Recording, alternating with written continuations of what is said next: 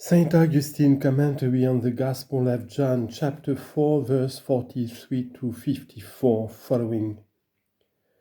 For thou, one of the chosen and holy 12, yet he was an Israelite of the Lord's nation, that Thomas, who desired to put his fingers into the places of the wounds, the Lord censured him just as he did this ruler. To the ruler he said, Except you see signs and wonders, you believe not. And to Thomas he said, Because you have seen, you have believed. He had come to the Galilaeans after the Samaritans, who had believed his word, before whom he wrought no miracles, whom he, without anxiety, quickly left, strong in faith, because by the presence of his divinity he had not left them. Now then, when the Lord said to Thomas, Come, reach hither your hand, and be not faithless, but believing. And he, having touched the places of the wounds, exclaimed and said, My Lord and my God. He is chided, and has it said to him, Because you have seen, you have believed. Why? But because a prophet has no honor in his own country. But since this prophet has honor among strangers, what follows? Blessed are they that have not seen and yet have believed. John chapter 20, verse 29. We are the persons here foretold, and that which the Lord, by anticipation, praised, he has deigned to fulfill even in us. They saw him who crucified him, and touched him with their hands, and thus a few believed. We have not seen nor handled him, we have heard and believed.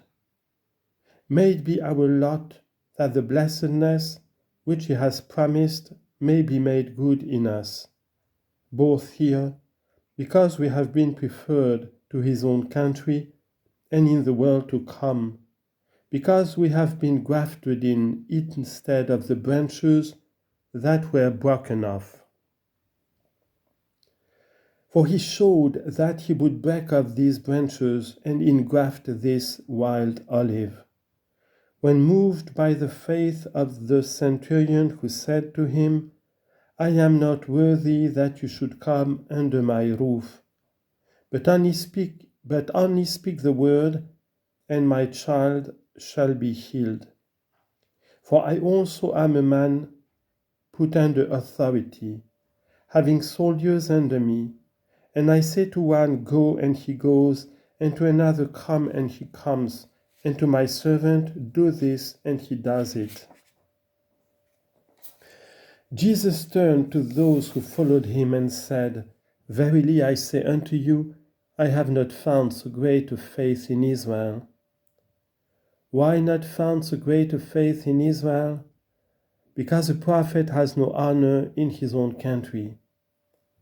Could not the Lord have said to that centurion what he said to this ruler? Go, your child lives. See the distinction. This ruler desired the Lord to come down to his house. That centurion declared himself to be unworthy. To the one it was said, I will come and heal him. To the other, Go, your son lives. To the one he promised his presence. The other he healed by his word. The ruler sought his presence by force. The centurion declared himself unworthy of his presence. Here is a ceding to loftiness, there a conceding to humility. As if he said to the ruler, Go, your son lives. Do not weary me. Except you see signs and wonders, you believe not. You desire my presence in your house. I am able to command by your word. Do not wish to believe in virtue of signs. The centurion, an alien, believed me able to work by your word, and believed before I did it. You, except you see signs and wonders, believe not. Therefore, if it be so, let them be broken off as proud branches, and let the humble wild olive be grafted. Nevertheless, let the root remain, while those are cut off, and these received in their place. Where does the root remain? In the patriarchs. For the people Israel is Christ's own country, since it is of them that he came according to the flesh. But the root of this tree is Abraham, Isaac, and Jacob, the holy patriarchs. And where are they? In rest with God, in great honor, so that it was into Abraham's bosom that the poor man, on being promoted, was raised after his departure from the body, and in Abraham's bosom was he seen from afar off by the proud rich man. Wherefore, the root remains, the root is praised, but the proud branches deserve to be cut off and to wither away. And by their cutting off, the humble wild olive has found a place. Hear now how the natural branches are cut off, how the wild olive is grafted in, by means of the centurion himself, whom I have thought proper to mention for the sake of comparison with this ruler. Verily I say unto you, I have not found so great faith in Israel. Therefore I say unto you, that many shall come from the east and from the west. How widely the wild olive took possession of the earth. This world was a bitter forest, but because of the humility, because of this I am not worthy, many shall come from the east and from the west. And grant that they come, what shall become of them? For if they come, they are cut off from the forest. Where are they to be engrafted, that they may not wither? And shall sit down, says he, with Abraham and Isaac and Jacob. At what banquet, in case you do not invite to ever living, but to much drinking? Where shall sit down? In the kingdom of heaven. And how will it be with them who came of the stock of Abraham? What will become of the branches with which the tree was full? What but to be cut off, that these may be grafted in? Show us that they shall be cut off. But the children of the kingdom shall go into outer darkness. Matthew chapter 8, verse 5 to 12.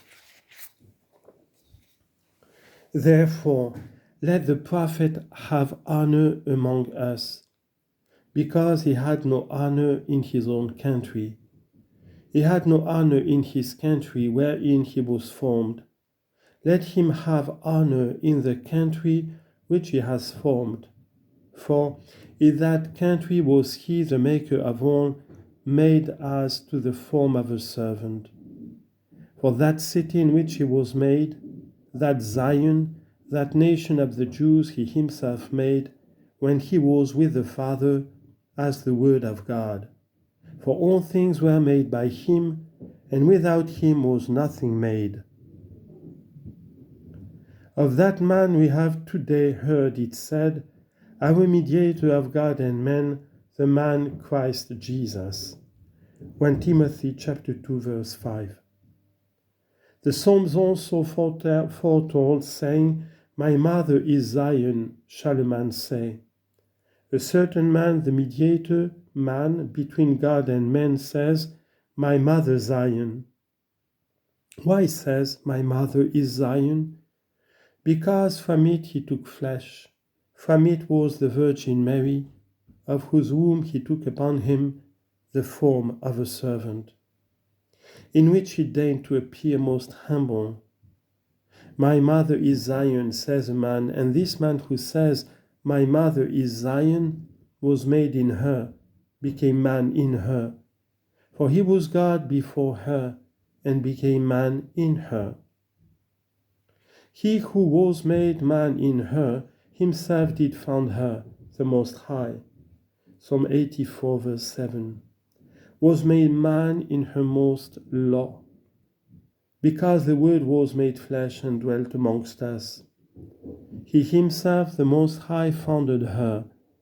Now, because he founded this country, he let him have honor. The country in which he was born rejected him. Let that country receive him, which he regenerated.